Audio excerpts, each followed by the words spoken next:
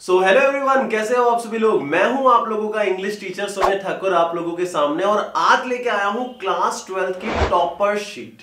Topper की एक answer sheet आपके सामने लेके आया हूं, जिसको मैं एनालाइज करूंगा, आप लोगों को बताऊंगा कि किस तरीके से एक टॉपर सोचता है, किस तरीके से वो अपने पेपर को लिखता है। क्या टॉपर भी कोई गलती करता है? तो हाँ, करता तो है, लेकिन किस लेवल पे वो गलती करता है वो सीखेंगे इस एनालिसिस के अंदर।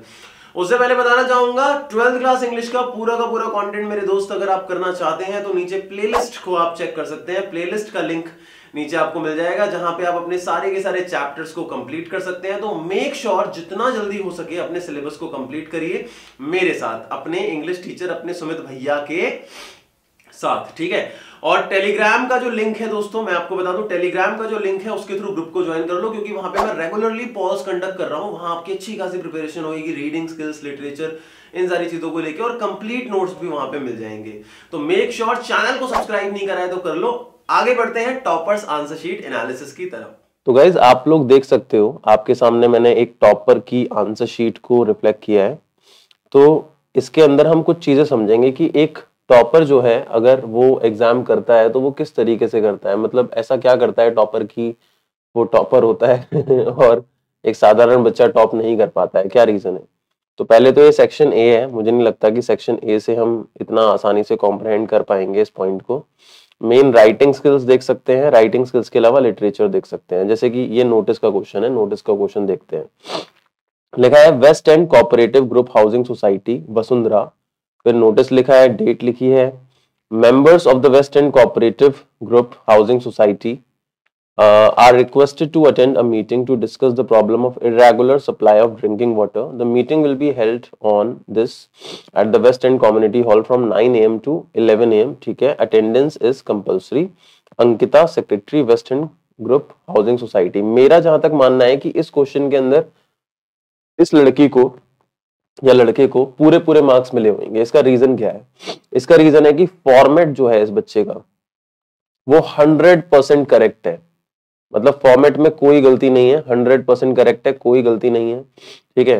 ऑर्गेनाइजेशन जो ड्राफ्ट कर रही है नोटिस, उसका नाम दे रखा है, नोटिस कैपिटल लेटर में, डेट लेफ्ट साइड पे, टाइटल दे रखा है।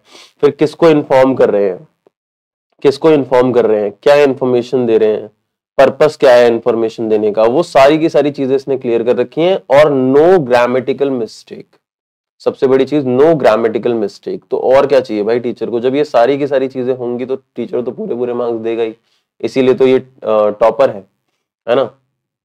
अब लेटर के क्वेश्चन की बात कर लेते हैं। लेटर का क्वेश्चन देखते हैं एक बार कि किस तरीके से लिखा है, इसके अंदर आइडियाज जो हैं वो कैसे हैं या कैसे नहीं है, इसको देखते हैं। देखो भाई, एड्रेस दे रखा है, डेट दे रखा है, फिर इसके बाद ये रिसीवर का एड्रेस दे रखा है, सब्जेक्ट दे रखा है, inquiry about mass communication course. I would like to inquire about the course on mass communication offered by your esteemed institution for my son who is currently studying in class 12th. I would like to know about the various subjects in the course and the procedure to obtain admission for it. फिर इससे आगे आ जाते हैं हम। I request you to kindly provide me with information about the requisite exams, course and qualifications to be considered eligible for admission. I would also like to inquire about availability of suitable hostels for residents. I also require information. देखो अब यहाँ पे इन्होंने गलती तो grammatical कोई नहीं करी है, लेकिन अगर चाहते तो ये अपने आंसर को और अपग्रेड कर सकते थे अगर ये रिपीटिशन ऑफ वर्ड नहीं करते। जैसे रिक्वायर वर्ड जो है इन्होंने बहुत बार यूज कर लिया, तो रिक्वायर की जगह आई एम लुकिंग फॉर या इस तरीके से कोई दूसरा फ्रेज या वर्ड यूज किया जा सकता था। होता क्या है कि राइटिंग स्किल्स के अंदर रिपीटिशन ऑफ वर्ड जितना कम होगा ना, उतने ही ज्यादा आपके आंसर्स ग्रेसफुल होते हैं। तो कोई गलती तो नहीं करी है, फॉर्मेट भी सब कुछ एक्यूरेट है, कोई दिक्कत नहीं है, इसीलिए बच्चा टॉप करा है। बच्चे ने टॉप करा है, सॉरी टॉप करा है नहीं, बच्चे ने टॉप करा है। इसके बाद ये देखो, ये आर्टिकल का क्वेश्चन दे रखा है, basically importance of cleanliness in life. देखो दिखा देता हूं तुम लोगों को मैं। देखो, गुड मॉर्निंग एवरीवन, आर्टिकल नहीं है, स्पीच है। I am zone of class 12th here to present my views on the topic importance of cleanliness in life. Cleanliness is very essential for the proper development of both mind and body. It is a trait every student must inculcate. वाह, word जो selection of word है वो भी बहुत अच्छा है। To improve themselves and attain success. As the saying goes, cleanliness is godliness. These words speak a valuable truth. and must be taken seriously by each and every one of us. A student can study in a calm and happy way if everything around is neat and tidy. Clean surroundings promotes, अब यहाँ थोड़ी सी गलती करी है लेकिन teacher ने नजरअंदाज कर दिया, सराउंडिंग्स के साथ प्रमोट आना चाहिए, प्रमोट्स नहीं, good and helps in avoiding, फिर अगेन हेल्प आना चाहिए, diseases like jaundice and cholera that become a hindrance. देखो वर्ड सिलेक्शन ऑफ वर्ड देख रहे हो, तो यही रीजन है। अगर आप अच्छे से लिख रहे हो आंसर, कोई ग्रामेटिकल मिस्टेक नहीं कर रहे हो, आपकी वोकैबुलरी भी बहुत ज्यादा स्ट्रांग है, तो इससे होगा क्या, जो टीचर है अगर आपकी एक दो मिस्टेक होगी भी ना तो वो उसे नजरअंदाज कर देगा, क्योंकि उसका एक डीप इंप्रेशन फॉर्म हो चुका है आपको लेके। तो ये हो गई राइटिंग सेक्शन की बात।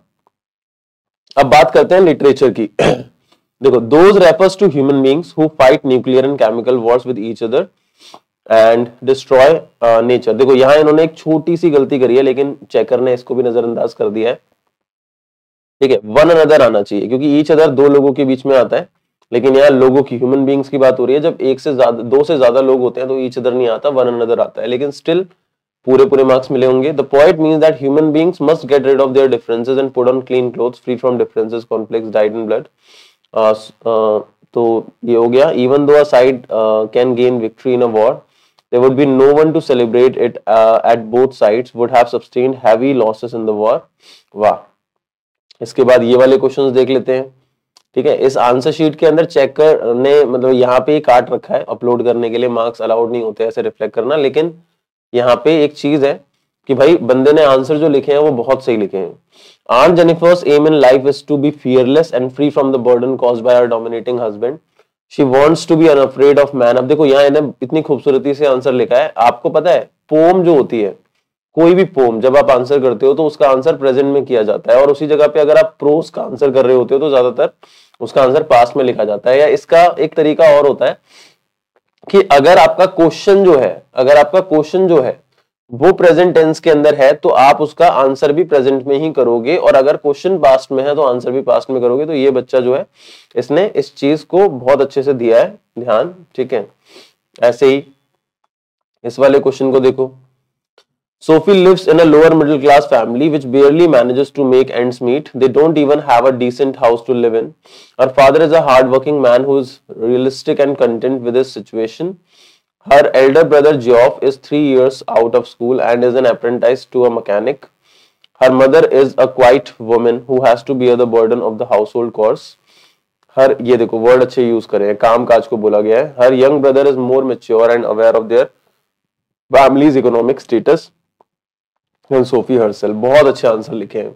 मैं तो भाई वेरी गुड बोलूंगा और गलतियों को थोड़ा बहुत नजरअंदाज कर दूंगा जो एक दो गलतियां हुई हैं बच्चे की, अदरवाइज सब कुछ एकदम परफेक्ट है।